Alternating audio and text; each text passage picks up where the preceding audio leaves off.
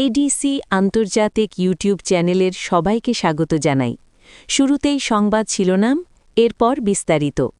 আরব সাগরে মানবহীন নৌযানের সফল পরীক্ষা চালাল পাকিস্তান। ইরানে বিক্ষোভে নিহতের সংখ্যা বেড়ে ৬২। পাকিস্তানে ভারত সমর্থিত ১১ সন্ত্রাসী নিহত। যে কোনো মূল্যে গ্রিনল্যান্ড চান ট্রাম্প, ন্যাটোকে দিয়েছেন বার্তা। এতক্ষণ শুনছিলেন সংবাদ শিরোনাম, এখন বিস্তারিত। উত্তর আরব সাগরে ব্যাপক নৌমহড়া চালিয়েছে পাকিস্তান। এ সময় নিজেদের অপারেশনাল প্রস্তুতি ও আধুনিক যুদ্ধ সক্ষমতা প্রদর্শন করেছে দেশটির নৌবাহিনী, যেখানে ছিল মানবহীন নৌযান চালানোর সফল পরীক্ষা। খবর সামা টিভির। দেশটির আন্তঃবাহিনী জনসংযোগ পরিদপ্তর আইএসপিআর জানিয়েছে, আধুনিক নৌযুদ্ধের পরিবর্তিত বাস্তবতায় পাকিস্তান নৌবাহিনীর যুদ্ধপ্রস্তুতি যাচাই করতেই এই মহড়া করেছে দেশটির নৌবাহিনী। আইএসপিআর জানায়, মহড়ায় প্রচলিত যুদ্ধ ব্যবস্থার পাশাপাশি আধুনিক মানববিহীন প্রযুক্তির ব্যবহার প্রদর্শিত হয়। একাধিক অপারেশনাল ডোমেইনে পরিচালিত এই অনুশীলনে নৌবাহিনীর সমন্বিত যুদ্ধ সক্ষমতা তুলে ধরা হয়। মহড়ার অন্যতম আকর্ষণ ছিল ভার্টিক্যাল লঞ্চিং সিস্টেম থেকে LY-80 সারফেস টু এয়ার ক্ষেপণাস্ত্রের সফল লাইভ ফায়ারিং। দীর্ঘপাল্লার এই ক্ষেপণাস্ত্র নির্ভুলভাবে একটি আকাশ লক্ষ্যবস্তু শনাক্ত করে ধ্বংস করতে সক্ষম হয়। পাকিস্তান নৌবাহিনী একটি আনম্যান্ড সারফেস ভেসেল USV এর সফল উন্মুক্ত সমুদ্র পরীক্ষা চালায়। ওই পরীক্ষায় নৌযানটি উচ্চগতির সক্ষমতা, টেকসই গঠন এবং কঠিন আবহাওয়ায় কার্যকারিতা নিশ্চিত করা হয়। আইএসপিআরের মতে, এই USVতে রয়েছে উচ্চমাত্রার ম্যানুভারেবিলিটি, নিখুঁত নেভিগেশন এবং প্রতিকূল পরিবেশে কাজ করার সক্ষমতা। আইএসপিআর আরও জানায়, এই মানববিহীন নৌযানটি কম ঝুঁকিতে উচ্চ প্রভাব সৃষ্টিকারী একটি কার্যকর প্ল্যাটফর্ম। এটি পাকিস্তান নৌবাহিনীর স্বায়ত্তশাসিত ও ভবিষ্যৎ যুদ্ধ সক্ষমতায় একটি ধাপের বড় উন্নতি। ইরানে সরকারবিরোধী বিক্ষোভে নিহত ব্যক্তির সংখ্যা বেড়ে ৬২ দাঁড়িয়েছে। রিয়ালের ব্যাপক দরপতন, নিত্যপণ্যের অস্বাভাবিক মূল্যবৃদ্ধি এবং অসহনীয় জীবনযাত্রার ব্যয়ের প্রতিবাদে গত ২৮ ডিসেম্বর থেকে এই বিক্ষোভ শুরু হয়। চলমান এই বিক্ষোভ ইরানের রাজধানী তেহরান থেকে শুরু হয়ে এখন সারা দেশে ছড়িয়ে পড়েছে। গত ১৩ দিনের বিক্ষোভে ৪৮ জন বিক্ষোভকারী ও ১৪ জন নিরাপত্তা বাহিনীর সদস্য নিহত হওয়ার খবর জানিয়েছে মানবাধিকার সংগঠনগুলো। নিহতদের মধ্যে ৯টি শিশু রয়েছে বলে জানায় নরওয়ে ভিত্তিক মানবাধিকার সংস্থা ইরান হিউম্যান রাইটস অর্গানাইজেশন। নিহতের পাশাপাশি অন্তত ২,২৭৭ জনকে গ্রেফতার করা হয়েছে বলে জানায় যুক্তরাষ্ট্রভিত্তিক মানবাধিকার পর্যবেক্ষক সংস্থা human rights activist news agency HRANA। ইরানের ভেতরে বিবিসি সহ অধিকাংশ আন্তর্জাতিক সংবাদমাধ্যমের ওপর সংবাদ পরিবেশনে নিষেধাজ্ঞা হয়েছে। দেশের বিভিন্ন স্থানে রাষ্ট্রীয় টেলিভিশন ভবন, মেট্রো স্টেশন, ব্যাংক ছাড়াও বাস, প্রাইভেট কার ও মোটরসাইকেলে আগুন দেওয়া হয়েছে। পরিস্থিতি সামাল দিতে ইন্টারনেট বন্ধ রেখেছে সরকার।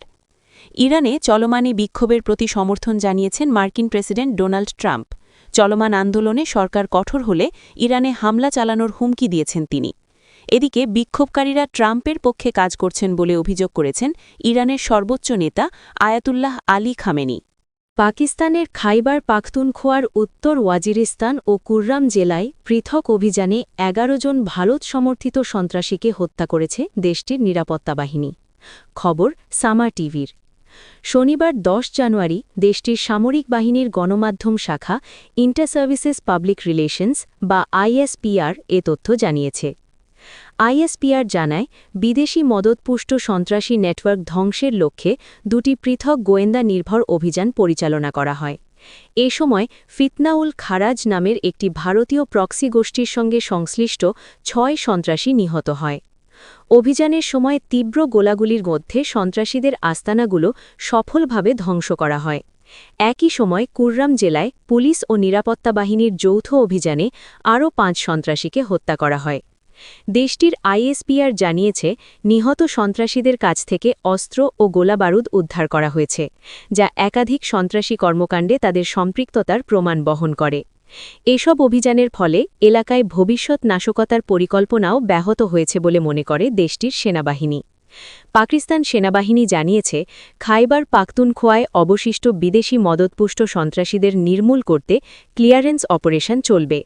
এসব অভিযান ফেডারেল সরকারের অনুমোদিত জাতীয় কর্মপরিকল্পনা বা ন্যাশনাল অ্যাকশন প্ল্যান আওতায় আজম-ই-ইস্তেহকাম কৌশলের অংশ। শুরুর দিকে গ্রিনল্যান্ড কিনতে চাচ্ছিলেন ডোনাল্ড ট্রাম্প। এখন দ্বীপ অঞ্চলটি দখলের হুমকি দিয়েছেন। সহজ হোক বা কঠিন কোনো উপায়ে মার্কিন প্রেসিডেন্ট চান গ্রিনল্যান্ডের মালিকানা আমেরিকার হোক। খবর বিবিসির। শুক্রবার ৯ জানুয়ারি বিবিসির এক প্রশ্নের জবাবে ট্রাম্প জানান, কিছু দেশের মালিকানা থাকতে হয় এবং মালিকানাই রক্ষা করা যায়, লিজ নয়। গ্রিনল্যান্ড আমাদের রক্ষা করতেই হবে। ডোনাল্ড ট্রাম্পের মতে রাশিয়া ও চীনকে ঠেকাতে যুক্তরাষ্ট্রের গ্রিনল্যান্ডের মালিকানা খুব প্রয়োজন। মার্কিন প্রেসিডেন্ট বলেন, যুক্তরাষ্ট্র বিষয়টি সহজ উপায় অথবা কঠিন উপায় বাস্তবায়ন করতে পারে। হোয়াইট হাউস সম্প্রতি জানিয়েছে, ন্যাটোভুক্ত দেশ ডেনমার্কের অধীন আধা স্বায়ত্তশাসিত অঞ্চল গ্রিনল্যান্ড কিনে নেওয়ার বিষয়টি প্রশাসন বিবেচনা করছে। এমনকি প্রয়োজনে শক্তি প্রয়োগের সম্ভাবনাও নাকচ করা হয়নি। তবে ডেনমার্ক ও গ্রিনল্যান্ড দুই পক্ষই স্পষ্টভাবে জানিয়েছে, গ্রিনল্যান্ড বিক্রির জন্য নয়। ডেনমার্ক সতর্ক করে বলেছে, সামরিক পদক্ষেপ নিলে তা ট্রান্স আটলান্টিক প্রতিরক্ষা জোটের অবসান ডেকে আনতে পারে।